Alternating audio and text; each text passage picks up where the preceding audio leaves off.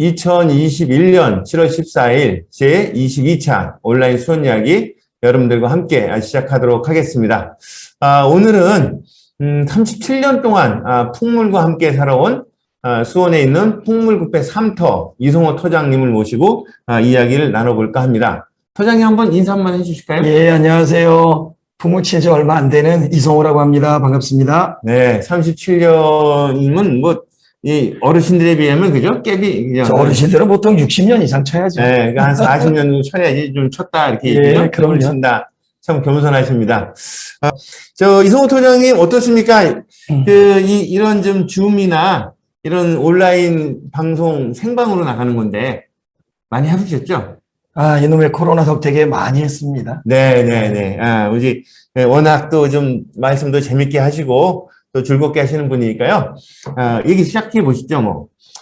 먼저 본인의 소개를 한번 3분 동안 한번 해보실래요? 뭐라고 할까요?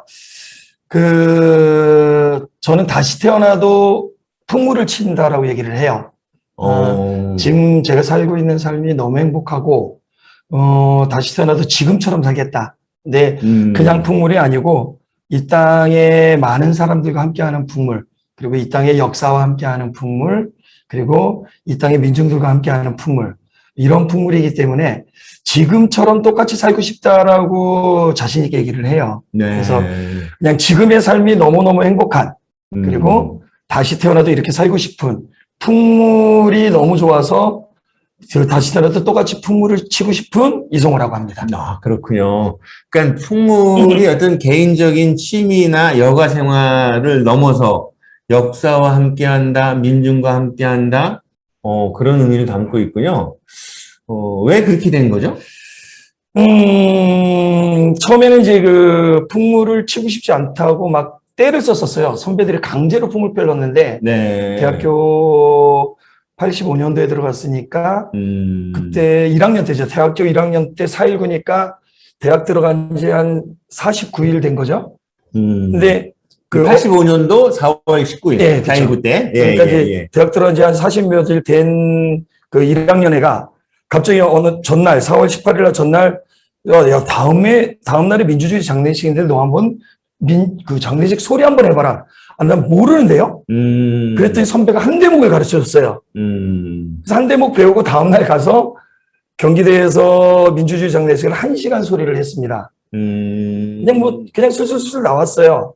근데 그게 이제 선배들한테 찍힌 거죠. 찍혀서 1학년 말에 그렇게 가기 싫다는 풍물패를 선배들이 강제로 넣었었어요. 그래서 이제 풍물패 처음에 제가 들어간 게 아니라 선배들이 강제로 넣었던 풍물패 들어가서 하다 보니까 재밌어서 그냥 계속 풍물을 치니. 이 풍물과는 운명적인 이제 만남이 시작돼가지고 이제 그 이후로 겨우 37년째. 그냥 그렇게 된 거죠. 37년째 이제 풍물을 치고 계시는군요. 그러니까 대학에서는 어쨌든 이제 풍물패로서 당시에 상당히 민주화운동이나 학생들이죠? 학생들의 민주화활동도 많이 뜨겁고 그랬을 텐데, 그때 이제 학생이라고 치고, 이제 사회에 나와서도 계속 풍물을 하게 된 계기는 뭘까요? 대학 4년을 이제 경기도에 딱 정문 들어가면 오른쪽에 이제 학생회관이 있었어요. 그럼 들어가서 학생회관에 있죠. 하루 종일. 네. 제 수학과인데, 수학과라면 다들 웃는데, 수학과는 저쪽 이제 들어가서 도서관실은 한참 밑에 있었는데, 한 달에 한 번 갈까요? 아니면 안 갈까요? 그래서 대학 4년 동안에 아마 그렇게 살았어요. 그렇게 살다 보니까 풍물이 너무 익숙해졌고, 풍물 치는 삶이 좋았고, 그래서 대학을 4년 만에 딱 나가게 됩니다. 근데 졸업은 하지는 않았고, 그냥 나가면서, 나가던 다음 날부터 계속 풍물 단체에 들어서 지금까지 그냥 계속 풍물을 쳤어요. 그래서 그냥 풍물을 하겠다 뭐다 선택이 아니라 그냥 필수였다고나 할까요? 대학교 때부터 하던 활동을 계속 하는 이런 것들이지 않았나 그렇습니다. 그렇구나. 그렇게 풍물을 이제 시작을 해서 이제 사회에 이제 나오셔서도 당시 저도 그때 이제 90년대 80년대 말 90년대 초반에 이성호 터장님하고 같이 지금 풍물 치는 것도 보기도 하고 그래서인데 상당히 그 당시에 그때 이제 시민운동 또 지역에서 민주화 운동을 하는 사람들 중에서 부지런하다고 소문이 났잖아요.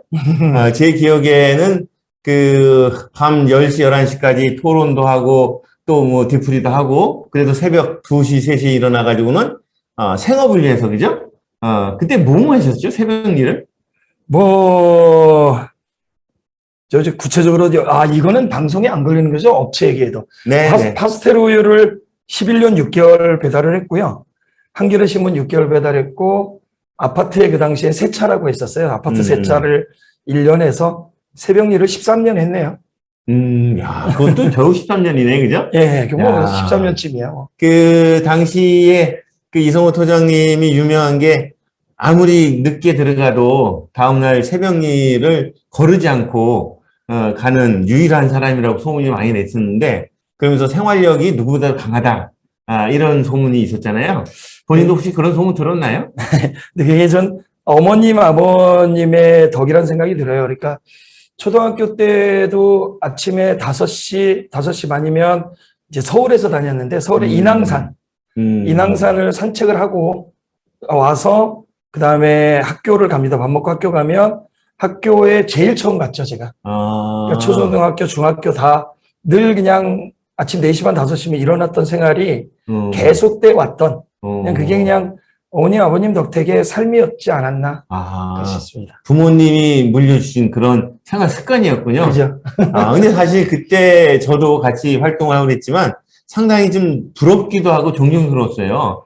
그러니까 많은 사람들이 늦게까지 이렇게 뒤풀이하고 또 토론하고 회의를 하게 되면 피곤하니까 새벽 일을 유지하지 못하고 그랬었는데 우리 토장님은 그때도 정말 13년을 그렇게 새벽 일을 계속했던 부분이 지금도 저도 기억이 많이 남고 또 아마 그 당시를 떠올리면 그런 좀 강한 좀 생활력이 있기 때문에 지금까지 좀 이렇게 생활해 오지 않았나 이런 생각을 하거든요.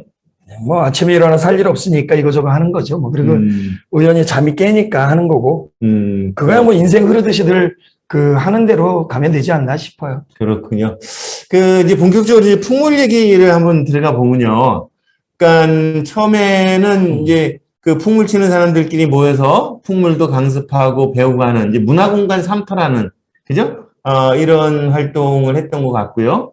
그리고 이제 경기 민회총의 풍물국위원회도 하고 그리고는 이제 이름을 이제 풍물국회 삼터로 바꿨어요. 예.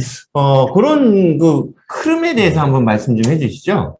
그러니까 이제 경기대학교 다닐 때 8학번이니까 85, 86, 87, 88년을 딱 다닌 거죠. 네. 89년부터 사회 풍물패를 바로 시작했으니까. 근데 87년도 때 그 남문에서 그 당시에 남문에 있는 그 악기상이 있어요.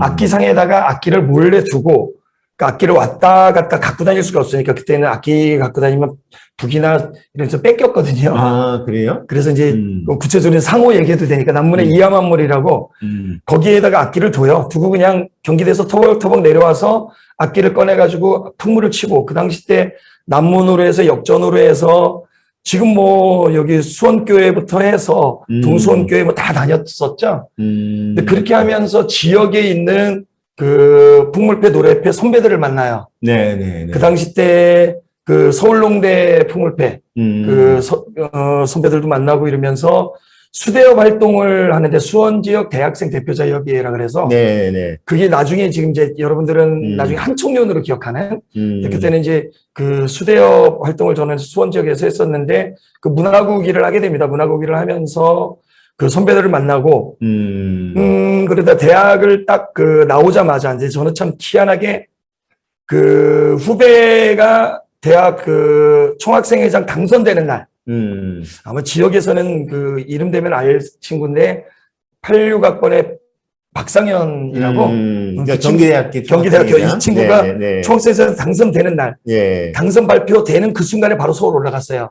이제 선거도 마지막 띄워주고 다음 날부터 풍물운동을 계속했죠. 그러다가 서울에서 6개월 정도 하다가 다시 수원 와서 근데 그때 만났던 81년에 만났던 여러 선배님들하고 같이 수원문화운동연합을 하게 됩니다. 그 수원문화운동연합을 하다가 이제 시대가 그때는 수원 민주문화운동연합이었어요. 처음에는. 네. 예. 그러다 이제 시대가 변하면서 노동자가 중심이지 않느냐 그래서 민주자를 띠게 돼요. 그래서 수원 문화운동연합으로 갔다가 수원 문화운동연합에서 다들 이제 각기 자기 장르를 찾아가요. 네, 미술은 미술대로 가고 뭐 이렇게 흩어지고 문학은 문학대로 가고 그러면서 매교동에 있었던 한 30년 된 공간이었는데 그 공간에 풍물패만 남게 되죠. 아하. 그러니까 20년이 해체 아닌 해체되면서 풍물패만 남게 되면서 20년의 역사를 그대로 그냥 이어져 오는. 그래서 이제 그때 문화공간 삼터로 이름을 바꿨고요. 그렇군요. 그 다음에 풍물구패 삼터로 2002년도에 바꾸면서 지금까지 그러니까 저희가 2019년에 이사를 갔으니까 30년을 꼬박 매교동에 있다가 그 다음에 지금 이제 교동으로 2019년에 옮겨서 계속 풍물구패 삼터가 이어지는 그러다 보니까 삼터가 한 35년 못한 그런 그렇죠. 셈이 됩니다. 그렇군요. 그러니까는 87년에 이제 우리 한국 사회에서 민주화운동이 정말 화산처럼 일어나는 과정에서 그리고 그런 거에 영향을 주기도 하고 받으면서 이제 수원의 민중문화운동연합 수원 민주문화운동연합 민주문화운동연합 네. 20년 네. 거기에는 미술, 문학 또 연이라고 하는 풍물, 예. 노래도 있었어요. 이런 부분들이 같이 있었는데 미술은 또 미술대로 수미역으로 예. 예, 그렇게 가고 문학위원회는 아마 좀 이후에 자연스럽게 이제 해소가 좀 됐고 그러면서 이제 전체 20년의 그 공간을 이제 풍물패가 차지하게 그렇죠. 되는 예. 이제 독차지하게 된 거네요. 그냥 뭐 그 하여튼 자리를 그냥 이어서 네네. 유지했다라고 얘기하죠. 그죠. 예. 거기서 꽤 오래 있었죠? 30년 있었어요. 그러니까요. 그때 말씀하신 그때 냈던 월세만 모아서도 집 한 채 산다고 그죠? 그렇죠. 월세만 1억 넘게 냈던. 아이 참네. 그러기 보면 참 아쉬워요. 그때 정말 그 건물 하나 사놨으면 그죠? 너무 좋았죠. 네, 그때 좀 노력했으면 되는데. 그죠. 맞아요. 어쨌든 그런 이제 과정을 거쳐서 지속적으로 했고 예. 그 풍물구패라는 이름은 어떤 의미가 있을까요? 삼터는 지향하는 게 풍물을 사물놀이나 농악이란 말을 안 씁니다. 농악이란 말은 절대는 써서는 안 되는 말인데요. 농악이란 말이요? 왜냐하면 네. 국악이란 말도 마찬가지고요. 일본 놈들이 만들어낸 말이에요. 그래서 옛날에 국민학교. 예.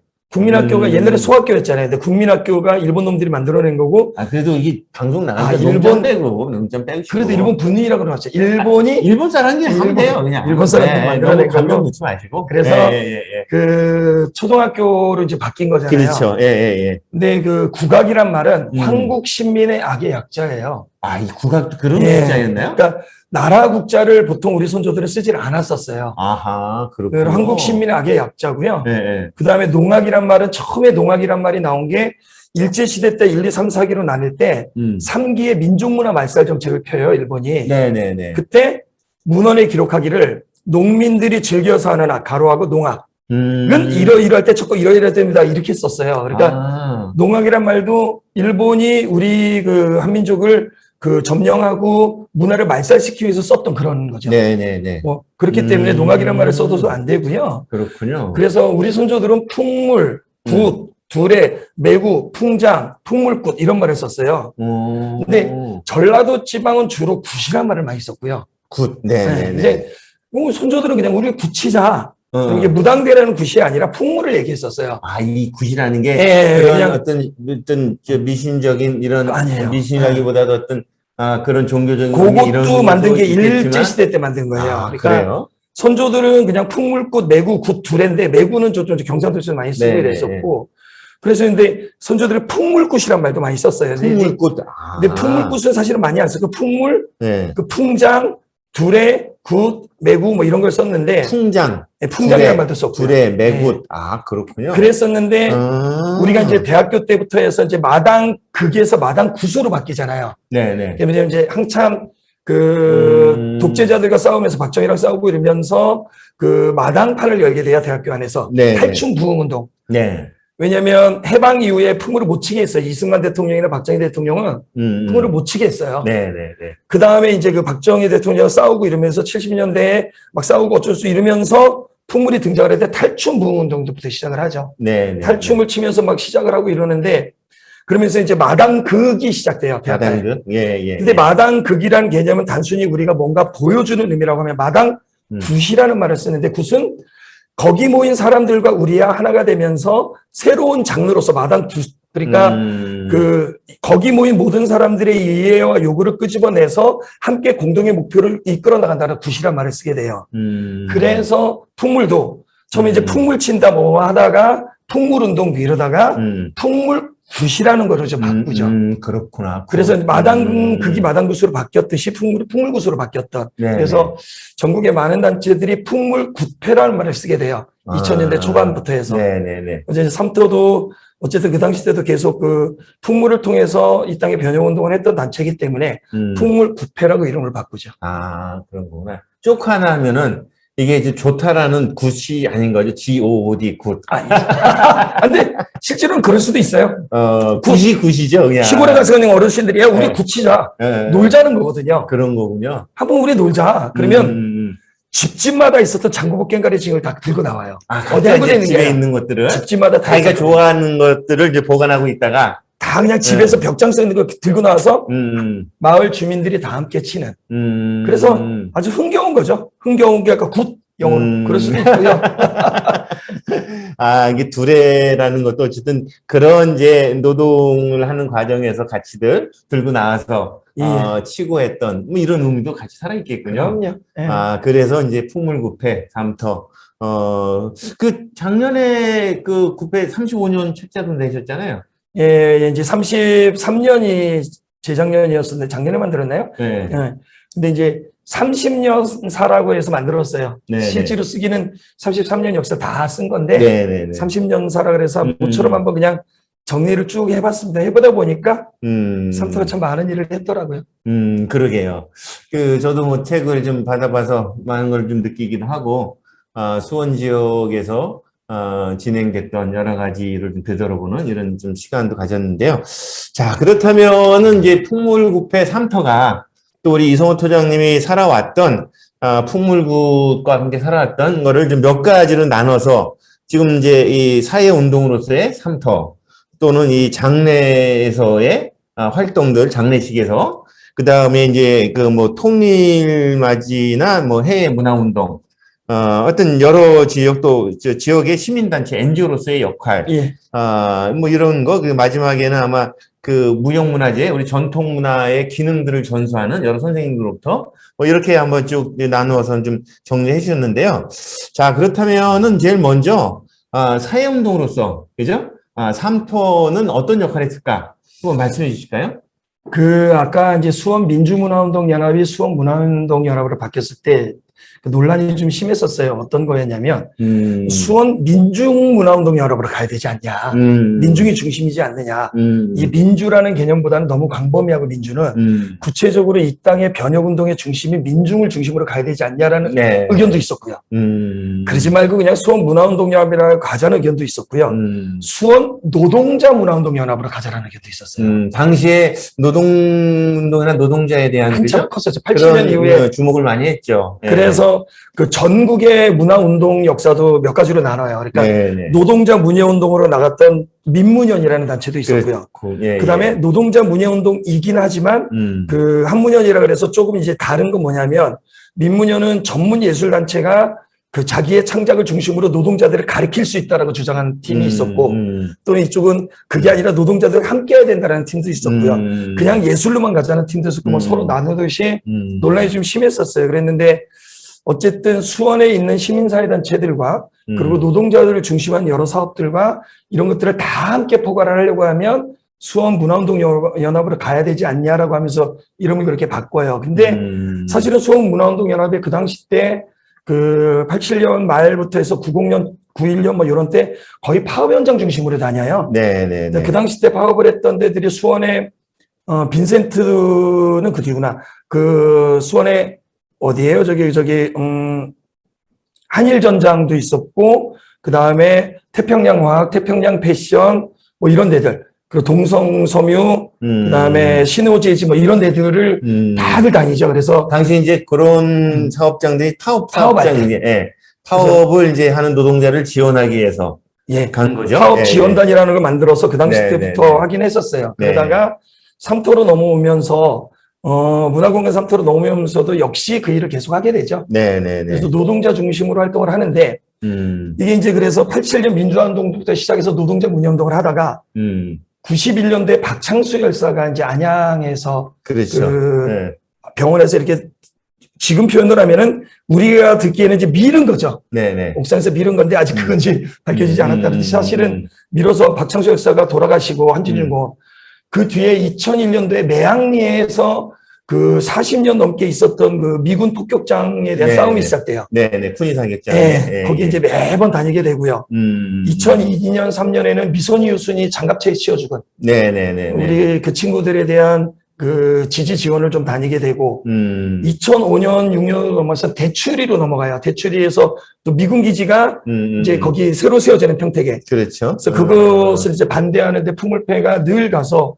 그 황새울에서 풍물을 치게 되죠. 그 뒤로는 2009년도 용산 참사.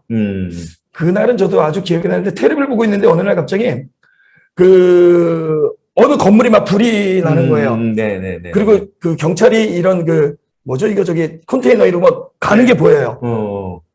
아, 큰일 났구나. 그러죠. 당장 테레비 보다가 서울로 바로 올라갔어요. 그 즉시. 용산으로. 그 뒤로 이제 용산 투쟁을 좀 하게 되고요. 2010년도 4대강 저지, 2012년 13에는 그 강정, 제주도 강정마을의 해군기지. 해군기. 잠깐, 그러니까 지금 이제 우리 그 이성호 터장님이 좀 말씀하시는 게 우리 한국의 현대사인 거죠. 그죠? 거의 다. 예, 그러니까 87년 이후에 민주화운동과 함께 노동운동이 폭발적으로 일어났을 때, 사실은 이제 약자인 노동자들의 파업투쟁을 지지하는, 지원하는 그런 활동을 하시고, 그 다음에 그 박창수 열사는 당시 시신을 그 경찰들이 갔죠, 또. 예, 그냥 벽을 뜯어가지고 뺏어가는 거죠. 이런 예. 일 속에서 많은 시민들이 분노하고 노동자들이 함께했던 그런 걸 기억하는데, 어쨌든 그런 이제 집회 현장에서 풍물을 치면서 그죠? 사람들을 격려하고 고무하는 이런 역할을 했던 거죠. 그게 이제 아까 시소니 미순이 촛불 집회의 사건이라든지, 그다음에 매항리의 그 평화투쟁이라든지, 뭐 강정마을이라든지, 그다음에 용산 참사의 희생자들과 함께 싸우는 그죠? 이렇게 좀 이어진 거죠. 예. 그 이유는 또 어떤 게 있을까요? 그 뒤로는 2014년 밀양송전탑이 있었고요. 그 할머니들 그때. 예. 네네네. 예. 그 2014, 15년에는 또 세월호 투쟁으로 넘어갔고요. 그렇죠. 2016년에는 촛불로 넘어갔죠. 그래서 그때는 거의 매주 토요일 날 광화문에 가서 풍을 신나게 쳤겠네요. 박근혜 퇴진은 하면서 예. 너무 좋았던 게 시민들의 반응이 예. 최고였어요. 보통 그동안 해왔던 여러 투쟁들에 있어서 시민들의 반응보다 예. 뭐 촛불에서는 광화문에서는 풍물을 치면 너도 나도 맛있는 걸 다 사다 오고 막 장부국에 돈도 꼽아주고 그러니까 반응이 제일 뜨거웠던 게 2016년도 촛불 투쟁이지 않았나. 예전에는 그 7.2탄 맞으면서 풍물을 쳤을 텐데 그죠? 그렇죠. 그리고 하여튼 도망다니면서 했을 텐데 이제 시대가 많이 바뀌기도 하고 풍물의 그런 확산도 있었고 그죠? 예. 아마 그게 이제 우리 사회 민주화 운동의 그런 확산도 그죠? 같이 영향을 받지 않나 생각이 드네요. 그죠? 광화문 때 정말 신났죠? 너무 좋았어요. 그런 거 또 있었으면 좋겠어요. 뭐 대통령 탄핵할 일은 좀 없어야 되겠죠. 그죠. 대통령 말고 뭐 하죠, 이제? 그런 일은 없을 거고, 그냥 우리가 평화를 위해서 또는 이 코로나가 지나면, 그죠? 코로나 종식을 기념하면서 한번 풍물 신나게 치면 좋겠네요. 코로나 그죠? 만약에 딱 이게 어느 날 끝난다 이랬으면 좋겠어요. 그러면 전국의 풍물패 다 끌어모아서 광화문에서 몇천 명 모여서 풍물 치고 놀 텐데. 그러게. 아마 그런 날이 좀 오겠죠. 뭐. 예. 한 가지 좀 주목할 만한 거는 그 여러 가지 활동들 중에서도 특히나 우리 이성호 토장님이 빠지지 않고 가는 게 장례식장이었어요. 장례를 뭐 예전에는 정말 그 장례식 자체가 하나의 투쟁이었기 때문에 여기 좀 장례 투쟁이라는 표현도 쓰였지만 뭐 지금이야 어쨌든 고인을 추모하고 또 고인의 뜻을 시민들과 함께 그죠 널리 알릴 수 있는 이런 활동이 아니었나 생각이 드는데 한번 다녔던 장례식의 활동이나 또 좀 생각나시는 거 있으면 한번 말씀해 주시죠. 그러니까 이제 풍물을 치면서 장례라 연결시킬 수밖에 없었던 게 아까 처음에 얘기했던 경기대학교 입학한 4일 그날이에요. 그 한 대목 배운 거로 1시간 장례 상여수를 했던 거, 그게 인연이었는지 모르지만 그 뒤로 모든 장례식마다 상여수를 하게 됩니다. 이제 대학 다닐 때는 87년도에 이한열 장례부터 해서 그때는 너무 많았죠. 강경대 열사 그부터 해서 김기정 열사, 네, 예, 뭐 그냥 장례식마다 모든 장례식마다 풍물을 가서 했고요. 그리고 아까 얘기했던 그 강경대 열사 장례식에는 굉장히 크게 했어요, 안양에서. 그 아주 그냥 그 전국의 풍물패, 율동패들, 민요패들 다 모아서 크게 좀 했었고요. 네. 그 뒤로 뭐 아까 얘기했던 용산 참사 장례식, 그때 1월이었을 거예요. 그 서울역에서 용산까지 가는데 눈도 엄청 내려가지고 아주 막 겨울이니까 너무 그때. 추웠고, 예. 그 다른 동지들이야 이제 그 저런 거죠. 뭐 저 옷 따뜻하게 입고 왔지만 우리는 풍물복 입고 추운데 그 한겨울에도 발발발 떨면서 한겨울에도 그 트럭 위에서 소리를 하는. 참. 아유, 그거 막. 그래도 또 그 돌아가신 분들 생각하면 또 안 할 수도 없고 그쵸. 그죠? 그거고 그런 게 그 뒤에 그 다음에 우리 전태일 열사 어머님, 이소선 어머님이 돌아가셨었죠. 네. 그리고 그 다음에가 김근태 고문. 네. 했었고 민주주의자 우리 김근태 선생의 그리고 이제 장례식장 특이하게 하는 거는 이제 박근혜 퇴진투쟁 때 있었던 2016년대 백남기 농민 물대포에 맞아 죽었던 그 농민 시위하면서 물대포 맞아서 근데 농민 시위는 아니고 이제 그 퇴진투쟁했던데 물대포 맞았는데 그날은 저도 기억이 나요. 저기 명동 성당에서 거기부터 해서 종로로 해가지고 그 광화문까지 행진했었는데 건물 그 커다란 그 빌딩들 숲속으로 하늘이 굉장히 파랬어요. 이제 상여소리라는 게 늘 정해진 소리 하는 게 아니라 그때 내가 느낌대로 하거든요. 그러니까 예를 들어서 아까 이소선 어머님 장례식 할 때는 거기 가서 그러는 거죠. 태일아 내가 왔다. 미안하다 태일아. 네 소원대로 이 땅에 노동해방을 만들었을 때 못하고 내가 왔다. 미안하다. 뭐 이렇게 소리를 했고요. 그 다음에 돌아왔을 때 김근태 고문 때는 어머님 저 근태가 왔습니다. 뭐 이런 식이에요. 그러니까 늘 그때그때 느끼는 건데 이제 그 백남기 농민 때는 너무 하늘이 푸르러서 너무너무 하늘을 보니 서럽고 내가 이렇게 죽은 것도 서럽고 이 땅이 아직 민주주의 안 된 것도 서럽고 막 이런 내용의 상여소리를 했던 게 기억이 나요. 그래서 뭐 그렇게 했던 거고요. 그 뒤에 2018년도에 노회찬 정의당 대표 때도 제가 상여소리를 했고 올해만 해도 세 분을 모셨습니다. 백기환 선생님이 올해 2월 그리고 옛날에 문익환 목사님하고 같이 그 북에서 통일을 외쳤던 그 정경모 선생님이 70년 만에인가 처음으로 오는 거죠. 90 몇 세에 돌아가셨으니까. 그래서 그 정경모 선생님 장례를 치렀고 최근에 5월 달에 이제 마지막으로 우리나라 그 이한열 열사 때 그 어디에요? 저기 신촌 로타리에서 바람맞이 춤을 췄던 이해주 선생님. 이해주 선생님 장례식까지 하는 그렇게 따지면 지금까지 장례식이 뭐 한 100여 번 넘죠. 그러게요. 그렇게 뭐 장례식을 하면서 우리가 하고 싶었던 얘기들과 이 땅에 그 사람들이 원하는 얘기들을 다 소리로 풀어내는 그런 장례를 좀 치렀습니다. 근데 그 뭐 저도 그 제 선배가 좀 돌아가셨을 때 부탁을 해서 했었죠. 그때 맞아. 우리 저 고인이 되신 홍만희 선배님 장례를 잘 치러주셔가지고 고마운데 그렇게 장례식을 치르고 오면은 어떤 느낌이세요? 그 신들이 여러분들이 어떻게 생각하시면 저는 신들이 있다라고 믿어요. 귀신 아니면은 이제 그 이후의 세계, 네 천당일 수도 있고요. 불교에서 그냥 사바세계 될 수도 있고 뭐든 좋은데 그게 왜 그러냐면 용산 참사 장례식 때 그랬을 거예요. 끝나고 나서 다음 날 이제 장구를 쳤어요 아침에. 장구를 쳤는데 갑자기 뭔가 그 쇠사슬 이런 게 내 그 종아리를 탁 치더라고요. 근데 거기가 이제 그 근육이 파열된 거죠. 이런 거구나.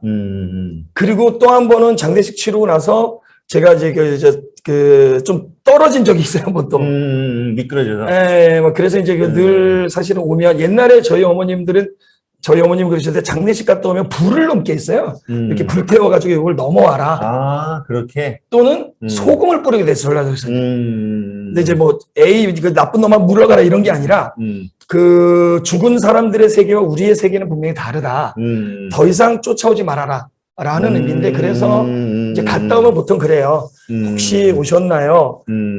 오셨으면은 그냥 이제 돌아가시고 저도 힘드니까 가시고, 아, 저도 또 네, 제 헤어지는 걸로 이렇게 뭐 이렇게 하고 좀 망자하고. 합니다. 그래서 오늘 제가 좀 부족하게 했으면 이해해 주시고, 뭐 이러면서 그 대화 아닌 대화를 나누는 습관이 생겼는데, 그거는 은연중에 우리 선조들이 장례를 잘못 치르거나 뭔가 이렇게 하면 그들이 들어온다라고 여겼었어요. 그래서 이제 그들을 들어오지 않기 위해서 아까 말한 불을 넘든 뭐하든 뭐 이런 게 그런 거였는데 선조들이 고르면서 어쨌든 그들과 대화를 하면서 근데 그 전에 성심성의껏 하게 되죠. 네, 혹시 또 네. 쫓아올지 네, 모르니까 네, 네. 성심성의껏 잘 해주고 뭐 맨날 그렇습니다. 아니, 지금 우리 수원 이야기를 듣고 계신 분들은 잘 모르시겠지만, 제가 지금 몇 차례를 그 상여소리 하는 걸 들었거든요. 어쩌면은 본인이 모르고 있는 일일 것 같은데도 소리를 통해서 나오는 거 보면서 굉장히 있어요. 놀랬거든요. 그런 게 있나, 이렇게 느낌들이? 그러니까 이제 뭐라 그럴까요?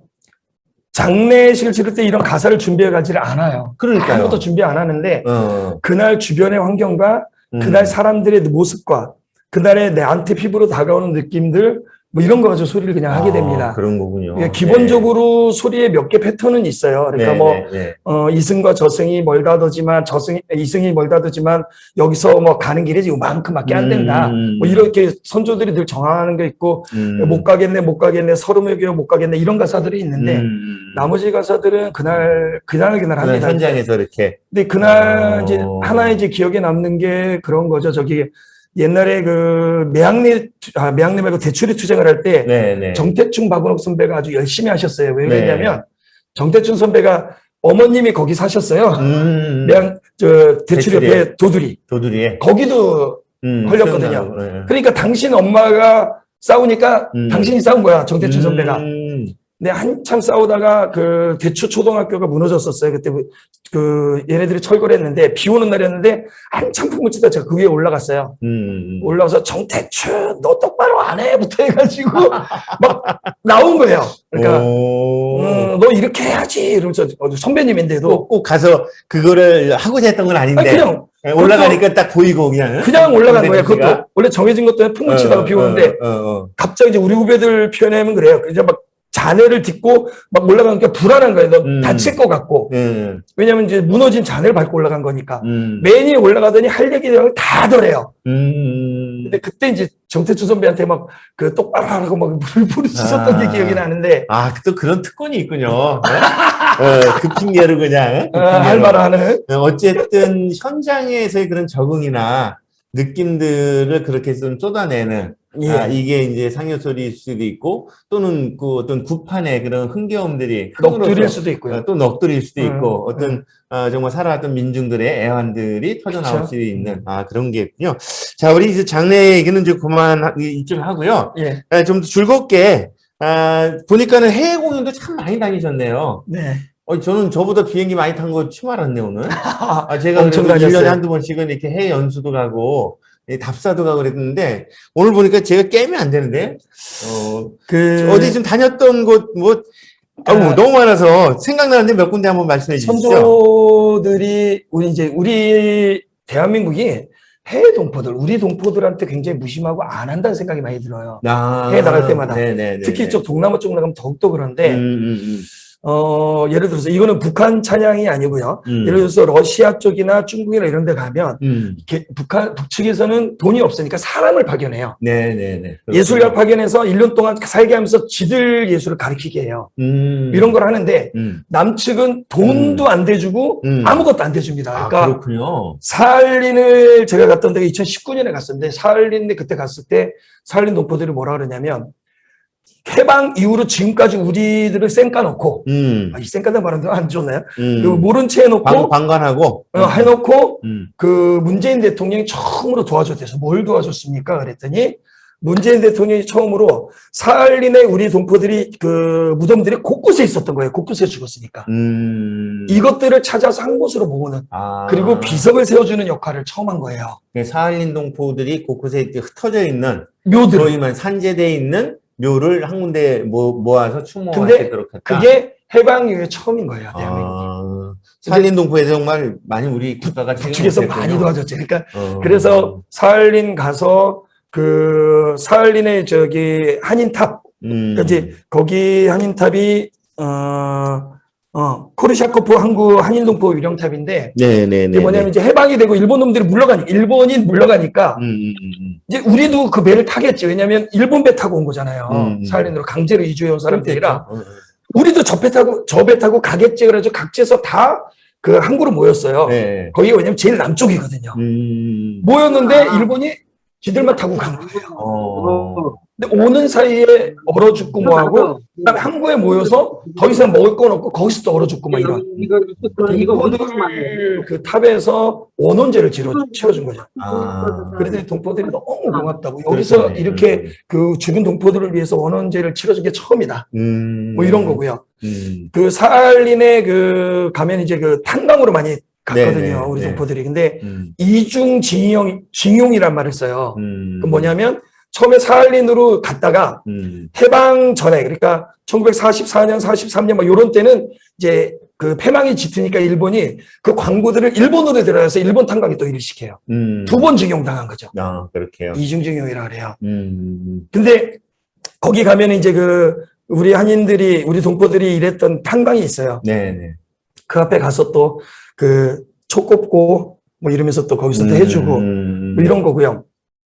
러시아를 가면은 굉장히 슬픈 게 라즈 돌로니의 역이라 그래서 스탈린이 40만 명 강제 이주시켰던 첫 역이 있어요. 거기서부터 이제 점점 태우면서 그 시베리아 쪽으로. 시베리아 넘어서도 저쪽 이제 동남아시아 쪽으로 간 거죠. 무슨 스키 무슨 스타 예. 카자흐스탄으로 나간 거예요. 네, 중앙아시아 쪽으로. 그 사이에 이제 말 들어보면 제가 이제 시베리아 쪽에 반대가 네, 그러니까 중앙. 말 들어보면 가는 중에 이제 지금 잠깐 세고 화장실 가라 그러면 화장실도 없는 거야. 그러면 아무데나 가는데 여성들은 갈 데가 없잖아요. 저 멀리 갔다 오면 이미 떠나고 기차 떠나고 얼어 죽고 기차 안에서 얼었고 그러면 시체 버리고 가고 뭐 이랬다. 거기 라주돌로니역에서 추모굿을 했는데 밤에 몰래 했어요.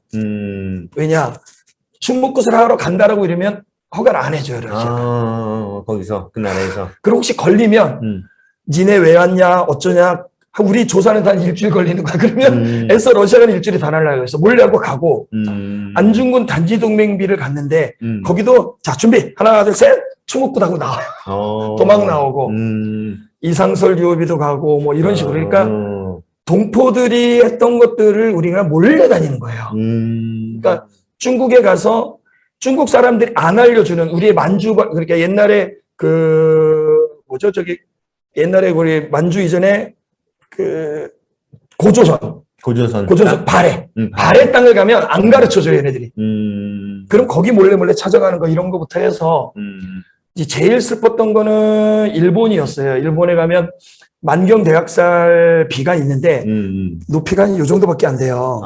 높진 않군요. 근데 이거를 추모굿을 하러 가는데 동네를 막 이렇게 가요. 그랬더니 얘만 어느 집에 갔어. 이 무슨 집입니까? 일본 집이에요. 일본 사람. 이게 어떻게 된 겁니까? 공식적으로 대한민국이 세우지 못한대요.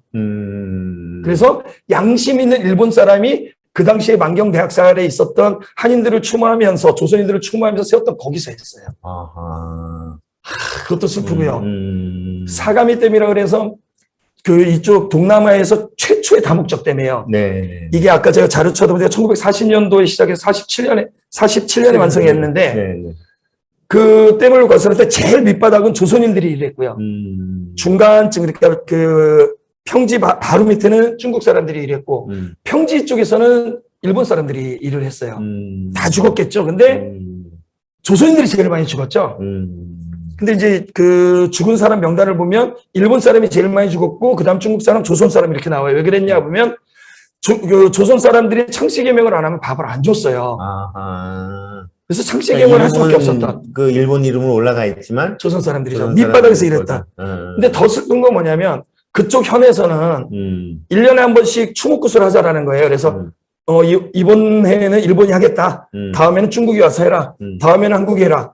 안 하고요. 일본, 중국 안 하고요. 일본, 중국 안 하고요. 한국 정부는 안 합니다. 그러니까 이 해외를 나가보면 한국 정부가 우리 동포들에 대해서 이런 거 조선인들에 대해서 아니면 고려인들에 대해서 이런 것들에 대해 거의 진짜 쌩까는 수준 정도. 그래서 민간이 가서 해야 되는 그렇군요. 뭐 이런 걸 하러 다녔습니다. 국가가 사실 하지 못하는, 뭐, 여러 가지 이유도 있지만 또 하나는 그런 해외 동포에 대한 무관심일 수도 있고 소홀함도 있겠네요. 그죠?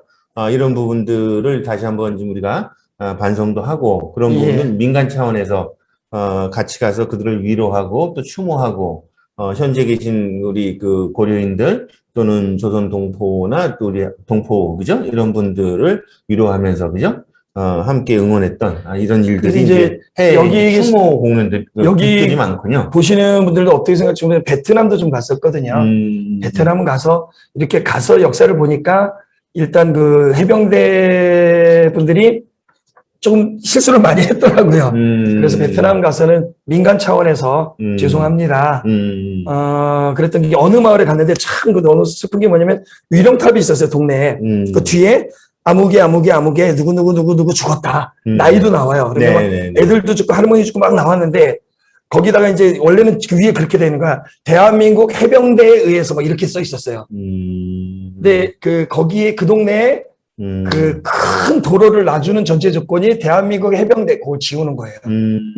그만큼 지웠습니다. 그러니까 위령탑에 있는 그걸 지우는 전체 조건으로 그 도로를 개설해주는. 그래서 이건 좀 아니지 않느냐. 그래서 베트남 가서 어쨌든 너무너무 죄송하다. 사과도 하고 다시는 어쨌든 전쟁은 일어나서는 안 되는 거잖아요. 누가 잘못했던 간에 지금 미얀마 건도 그런 거죠. 전 세계 어디든 전쟁이 일어나서 우리 백성들이 죽거나 민중들이 죽는 거는 막아야 된다. 그런 것들을 막는 뭐 이런 일들도 민간이 해야 된다. 이런 생각입니다. 어쨌든 평화 또 사절단으로서, 그죠? 그죠? 평화를 위한, 세계 평화, 인류 평화를 위한 이런 부분도 많이 역할을 하셨군요. 자, 이제 그 시간도 좀 많이 갔긴 했는데요. 우리 수원 지역으로 좀 오면 아마 소장님께서 좀 참여했던 여러 가지 일들이 수원 지역의 어떤 현대사의, 그죠? 역사일 것 같은데, 몇 가지 한번 소개해 주시면 어떤 게 있을까요? 수원에서 제일 오래된 시민사회단체 연대 활동, 이러면 수원 어린이 청소년 한마당을 들을 수 있어요.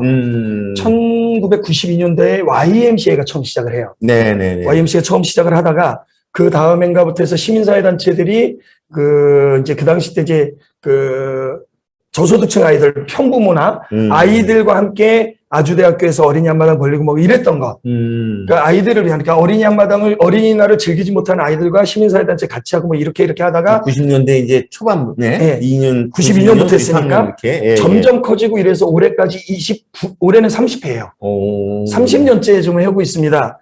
계속 거기에 좀 참여하고 계속 참여를 했었고요. 네. 그 중에 이제 2004년부터 지금까지 제가 17년 동안 어린이 한마당 집행위원장 상임대표 이런 일 맡아서 계속하고 있는 이게 좀 제일 오래됐던 것 같고요. 92년도부터 또 시작했던 게 수원시민 환경한마당이라는 걸 했었어요. 해서 환경 그림 그리기 대회부터 해서 환경 글쓰기 대회 이런 거 환경을 살리자 뭐 이런 것도 했었었고요. 2006년도부터는 수원시민 통일한마당을 하게 되죠. 그러니까 남과 북이 2000년에 통일의 기운 김대중 대통령이었는데 2000년도 그때 그 기운이 있었던 것 같아요. 6.15를 만들고 이러면서 6.15 남측 홍보 활동으로 시민 통일한마당 계속 해오는 거 이런 게 좀 있었고요. 2006년부터 2006년 5년 7년 뭐 이때 노인 한마당이라는 것도 했었어요. 노인 한마당도 한마당은 늘 그냥 우리 터장님께서 한마당을 열었군요. 뭐 그런 거 하고 그런 행사에 사실 풍물이 제일 흥겹고, 그죠? 사람을 모으는데 제일 좋죠. 이렇게 집중도 하고, 그죠? 맞습니다. 그 뒤로 뭐 60민주항쟁도 했고, 지금 현재, 지금 이곳이 이제 민주화운동 계승사업회잖아요. 계승사업회가 너무 많은 일들을 하고 있지만, 어쨌든 그 전에, 계승사업회 하기 이전에 60 기념식이나, 그 다음에 뭐, 여러 가지 6.15 선언, 공동선언 기념식부터 해서 뭐 이런 걸 했었죠. 그 뒤로 수원의 평화비도 만들고, 그리고 우리 독립운동가 임명순 선생님 동상도 만들고, 뭐 하고 뭐 쭉 그냥 해왔던 거. 그 중에 지역에서 기억에 남는 거는 2016년도에 있었던 선감학원굿이에요.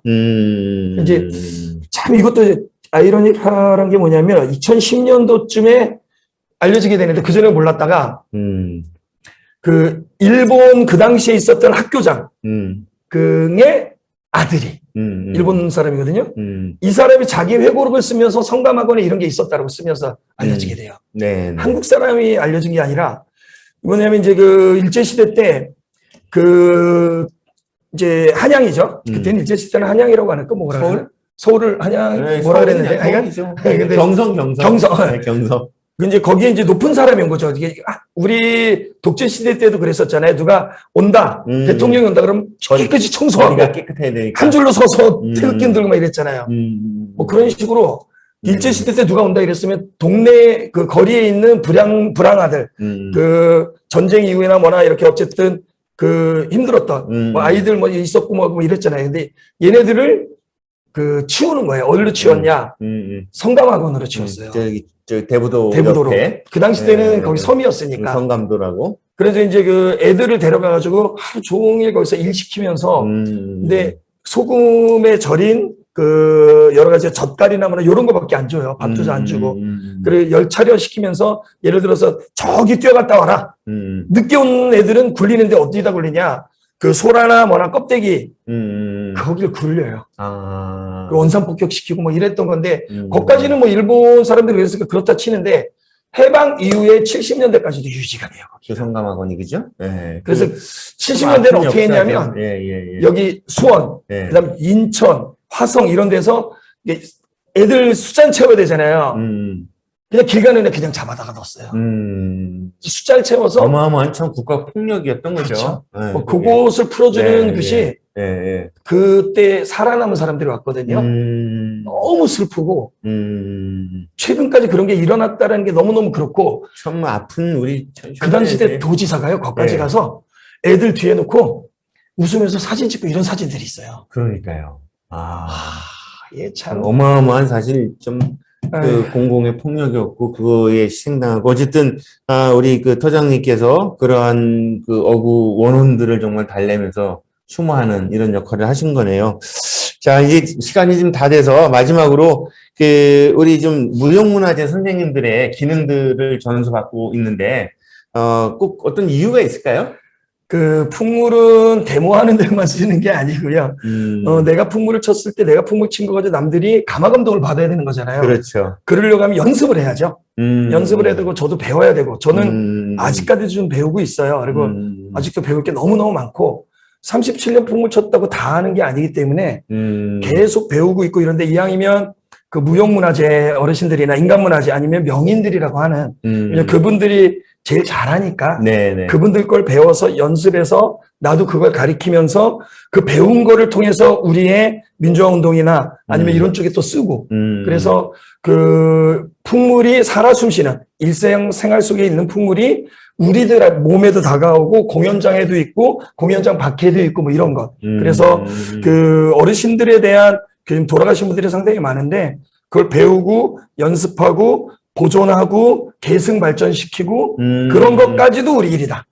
그렇군요. 그러니까는 그런 이제 사회의 흐름에 따라서 그 역할을 하는 것, 또 우리 잊혀졌던 사람들, 억울한 죽음들, 이런 부분을 달래고 추모하는 것뿐만 아니라 그런 거를 또 잘하기 위해서라도, 선생님들이 갖고 있었던 그런 문화적 기능들, 또 예술가로서의 어떤 그 자질, 이런 걸 끊임없이 배운다는 그렇죠. 말씀이신 거죠. 그래야죠. 상당히 참 배울 게 많습니다. 저도 그 들으면서 정말 한 가지 일에 자기 인생을 그렇게 정말 일관되게 그죠? 한 길을 걸어왔고 또 앞으로 90까지 사신다고 아까 말씀하셨는데 그죠?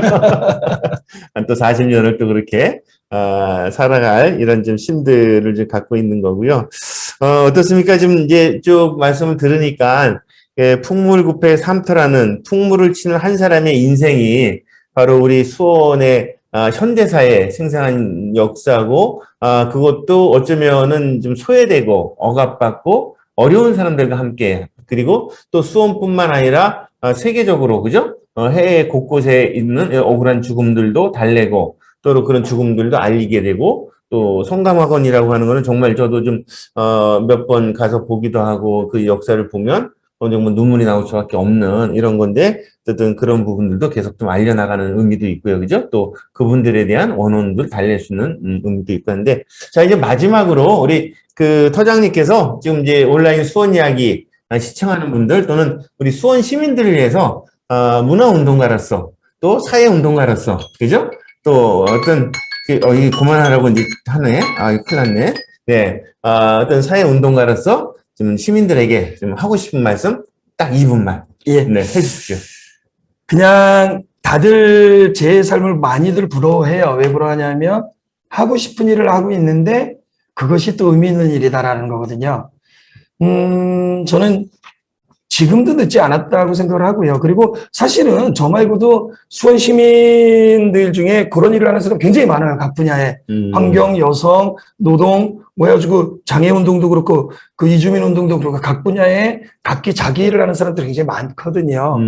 저 그래서 그런 사람들이 좀 더 많아졌으면 좋겠다라는 것과 네. 그런 사람들을 지지해주는 사람이 더 많았으면 좋겠다. 그러니까 삼터를 지지하는 사람들이 주변에 많습니다. 후원해주는 사람들, 단체도 많고 그런데 그런 사람들이 많았으면 좋겠고요. 그 내가 직접 나서도 되지만 아니면 도와주는 거로 나서도 되고요. 알려주는 거로 나서도 되고요.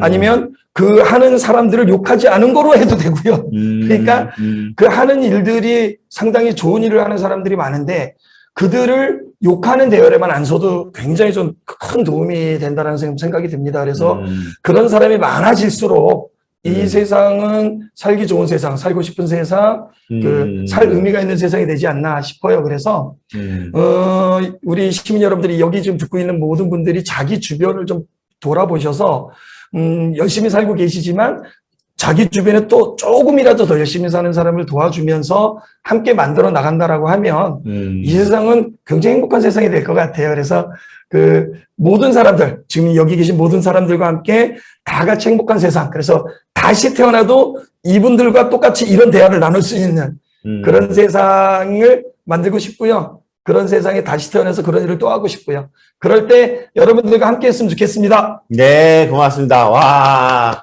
너무 재밌기도 하고 또 감동적이기도 하고요. 또 많은 걸 배웠습니다.